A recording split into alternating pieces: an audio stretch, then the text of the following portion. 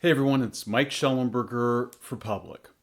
Wisconsin gubernatorial candidate Francesca Hong, a member of the Democratic Socialists of America, or DSA, lost last night to David Crowley, a moderate establishment candidate. Polling before the race had shown Hong with a strong lead, and so her defeat came as a surprise. Not only that, but it, quote, revealed limits to the far left's power, according to Politico this morning, and, quote, is undercutting the narrative of an emerging insurgency, unquote. But there is less to Hong's defeat than meets the eye. Senator Bernie Sanders and Representative Alexandria Ocasio-Cortez, or AOC, the nation's most high-profile Democratic socialists, refused to endorse Hong and did not campaign with her.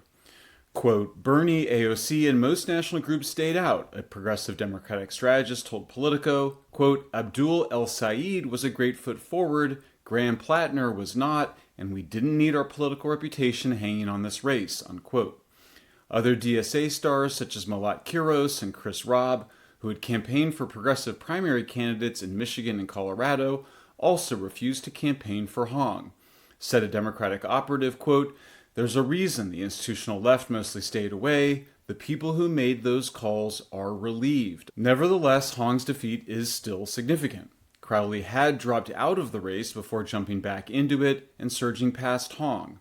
Her defeat shows that there are indeed limits to the appeal of Democratic socialists. But Crowley had only been out of the race for 10 days, and he barely won.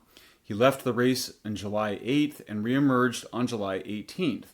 And one might argue that the drama around his re-entry gave him much-needed publicity and communicated that many Democrats felt Hong was too radical. With 99% of votes counted, Crowley defeated Hong by just a half a percentage point, 39.8% to 39.3%. It's not hard to imagine that had AOC and Sanders campaigned for Hong, she might have won. And Hong's defeat overshadowed major victories for other progressive Democrats. In Minnesota's Senate primary, Peggy Flanagan defeated Representative Angie Craig, her moderate opponent, by 20 points.